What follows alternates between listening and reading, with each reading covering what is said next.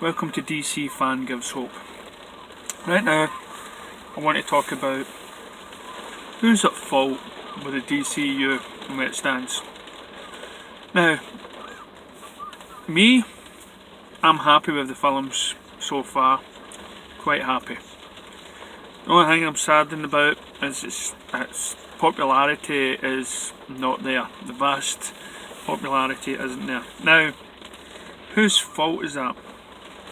Well, what I want to do is I'm going to grab as many ideas from my head, put them out to you, and then we'll see where we go. So they might come in random orders, they're because it's going to be rambling.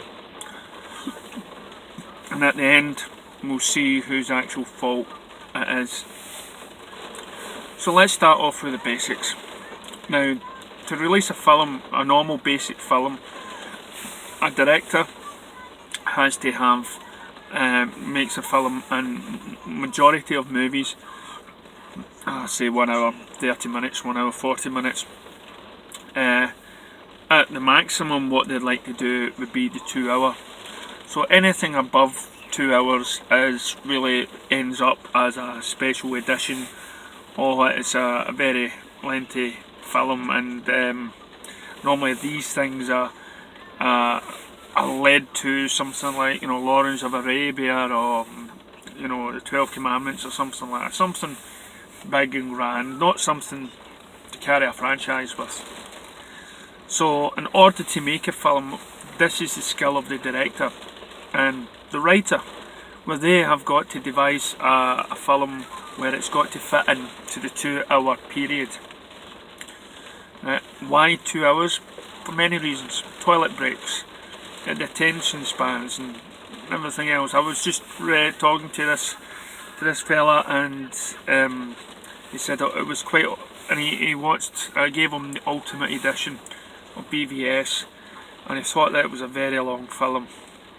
So it wasn't that sort of way, and to be honest, he then went to see Justice League, probably my coaching and stuff, and he said to me, I wasn't all that bothered the first to see it after watching BVS, but he thoroughly enjoyed Justice League. Just goes to show that there's vast majority, there's people out there that haven't seen BVS, still, or the special edition, and probably put off watching Justice League, because you've got to basically nail it on the first film.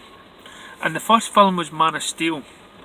Again, there's a fan page for it, and as I say, I started the page because of that film.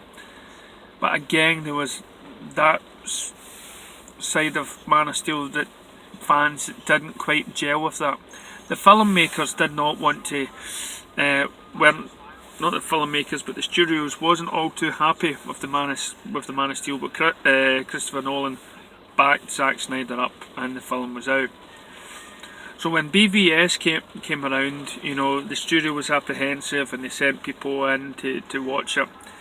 And then when BVS was getting done, the film was again cut.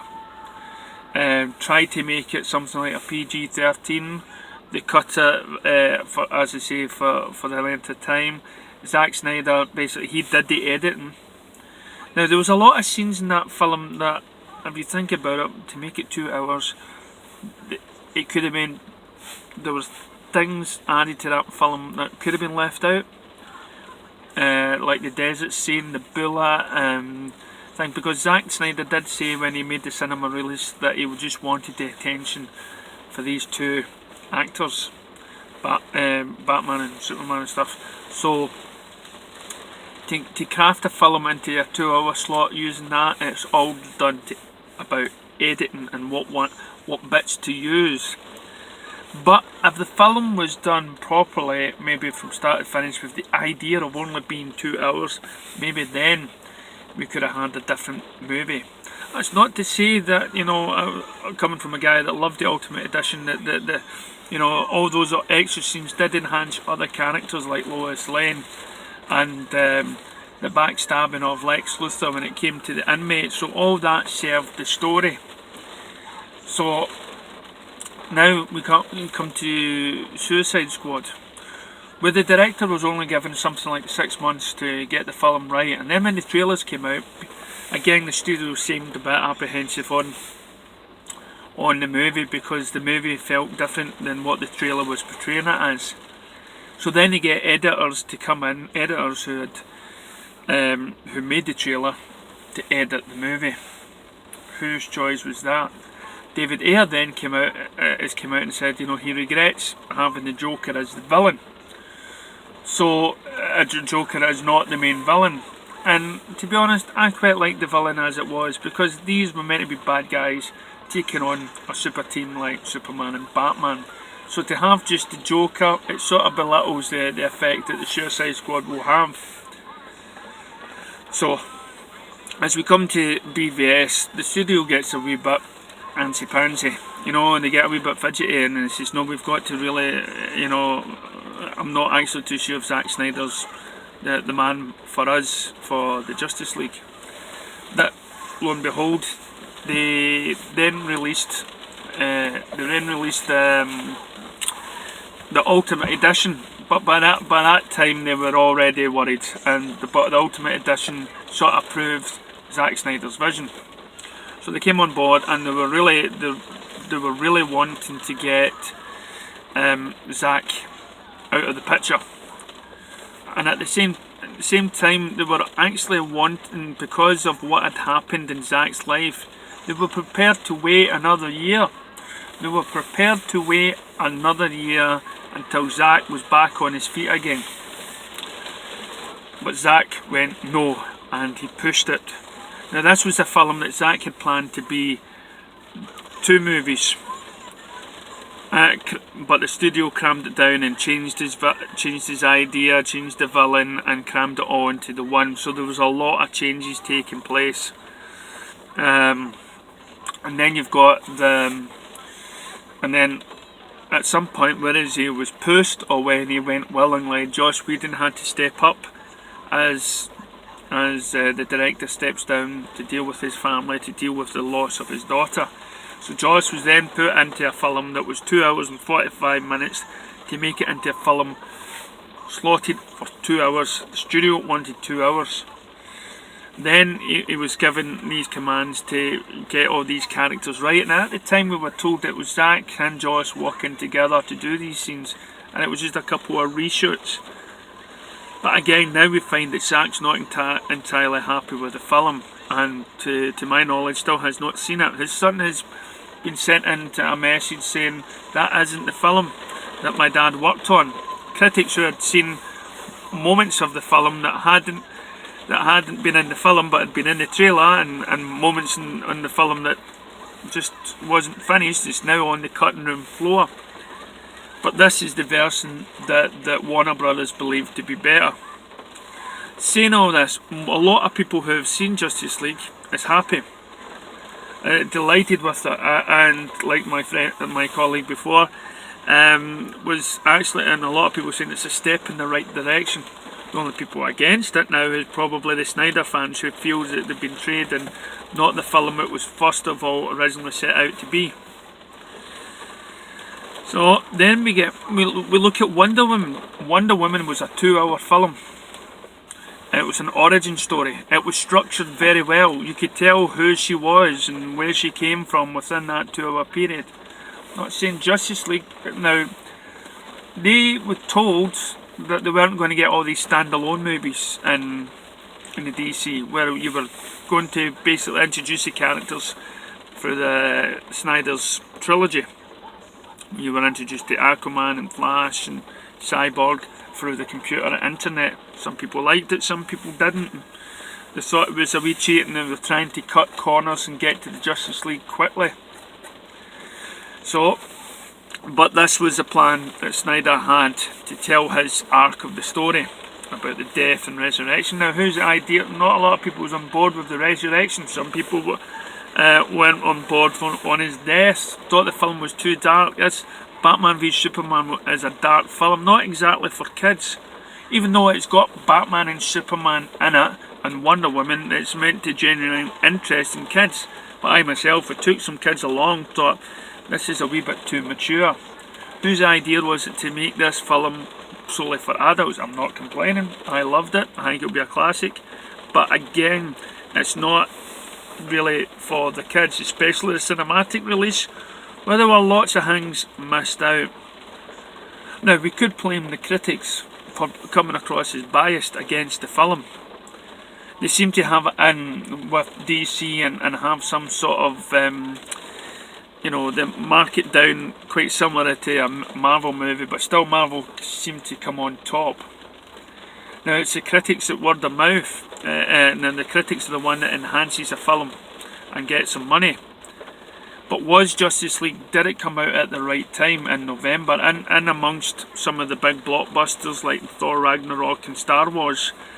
If it was released in the summer, maybe it held back another year, as we said before, and came out in the summer, would we be looking at a different take on it? It would also be added interest and added scenes and everything else. It would all be finalised. Some people moan about the CGI in that one, on others don't, others couldn't pass that. But as I watch so many YouTube videos of people watching it that didn't really like the last ones and but they loved this, they seem to be hitting in the middle ground.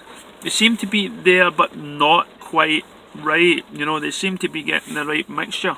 But no matter what mixture they're going to go for, there's always going to be a division of people that won't like it, i.e. Snyder fans or comic book DC fans that didn't believe that the Man of Steel represented Superman in a good light, but believe Justice League is.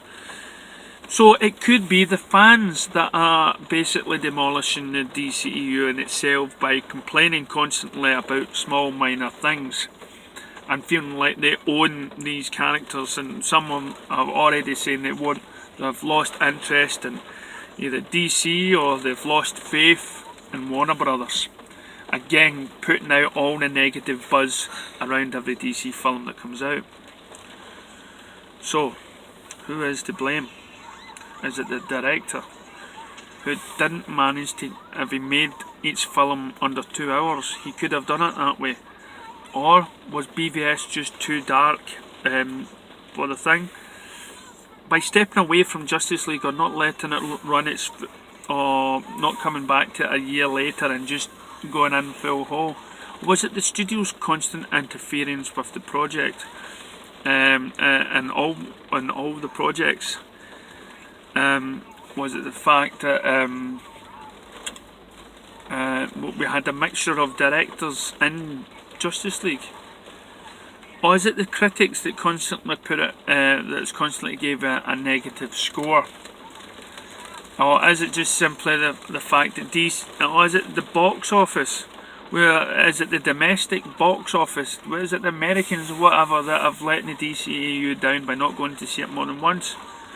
Then again, not a lot of people go and see a film 3 or 4 or 5 times, especially when there's other blockbusters to choose from. Could it be the fact that the studio rushed it out in order to get some fat paychecks out? Was it the studio's involvement in these films that cut the films in the first place and shouldn't have been done? So as I look further and further on and who's to blame in all of these films, fans, word of mouth, critics, Zack Snyder, the studio's lack of future planning. After all, they did promise us certain movies and it's fell flat on their face.